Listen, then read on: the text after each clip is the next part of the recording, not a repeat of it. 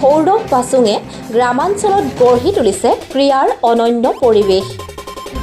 দেৰগাঁৱৰ ব্ৰহ্মপুত্ৰৰ কাষৰীয়া বানে জুৰুলা কৰা এটা অঞ্চল। এই অঞ্চলটোত ক্ৰীড়াৰ এক অনন্য পৰিৱেশ গঢ়ি তুলিছে এজন 19 বছৰীয়া যুৱকে।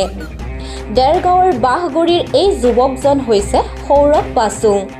স্নাতক চতুৰ্থ বৰ্ষত অধ্যয়নত এইজন উদ্যমী যুৱকে গাঁওখনত গঢ়ি তুলিছে সমৰ কলাৰ এক প্ৰশিক্ষণ কেন্দ্ৰ। সমৰ কলাৰ প্ৰতি আগ্ৰহী শিশুৰ পৰা যুৱক যুৱতী সকলোকে কেৰাটে আৰু কিক বক্সিঙৰ প্ৰশিক্ষণ আগবঢ়াই আহিছে সৌৰভ পাচুঙে।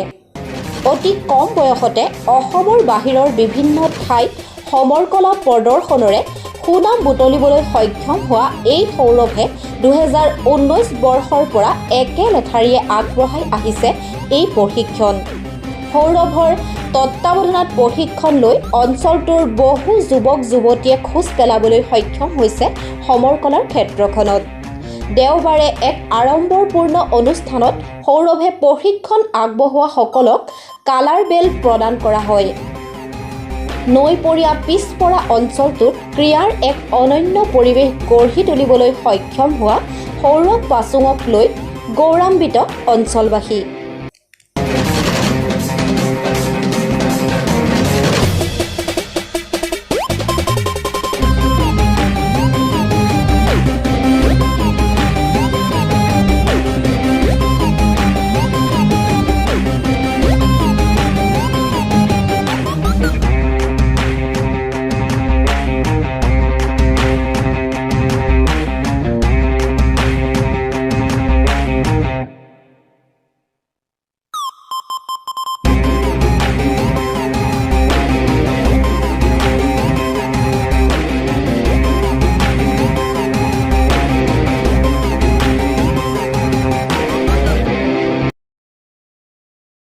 যিটো সৌৰভ পাচুঙে এই বাঁহগুৰি গাঁওখনত প্ৰশিক্ষণ দি আছিলে কণ ল'ৰা ছোৱালীবিলাকক, ইয়াৰে আজি মানে বেল্টৰ এক্সাম আছিলে, কালাৰ বেল্টৰ।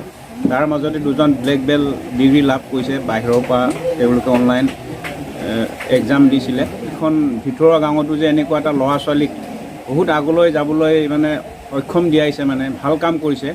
তেওঁলোক কেইবাটাও জিলাত মানে কম্পিটিশ্যন কৰি কেইবাটাও মেডেল আনিবলৈ সক্ষম হৈছে। আমি চাৰিজনে আছিলোঁ ফাৰ্ষ্টত, তাৰপিছত আমি কম্পিটিশ্যন কৰিছিলোঁ যোৰহাটত আৰু নগাঁৱত। তাত কম্পিটিশ্যনত জিকি আহিছোঁ। তাৰপিছত ইয়াত আজি এতিয়া মানে 18জন আছে। তোমাৰ এতিয়া মানে প্ৰশিক্ষণ কেইজন আছে ছাত্ৰ ছাত্ৰী? 18জন আছে। আজি কেইজনে বেল পাইছে? বেল পাইছে, সকলোৱে পাইছে আজি। সকলোৱে পাইছে। अरे वाह, स्वाद तो लाजवाब है। इतनी अच्छी स्वाद वाली चाय पत्ती मिलती कहाँ है? ये दरगांव आसाम की ब्रांड की चाय पत्ती है। आसाम के बागानों से सावधानी और माहिरता से चुनी हुई पत्तियां चुटकी में तुम्हें फ्रेश और फिट फील करवाती है। छोटी बड़ी सभी पैक साइज में उपलब्ध है। ट्रैवल के लिए 15 ग्राम का पैकेट हो या घर के लिए 1 किलो की, मुझे तो बहुत पसंद है। दरगांव टी FSSAI अप्रूव भी है। सच में, अब तो मैं भी दरगांव आसाम टी ही लूंगी। बहुत बढ़िया।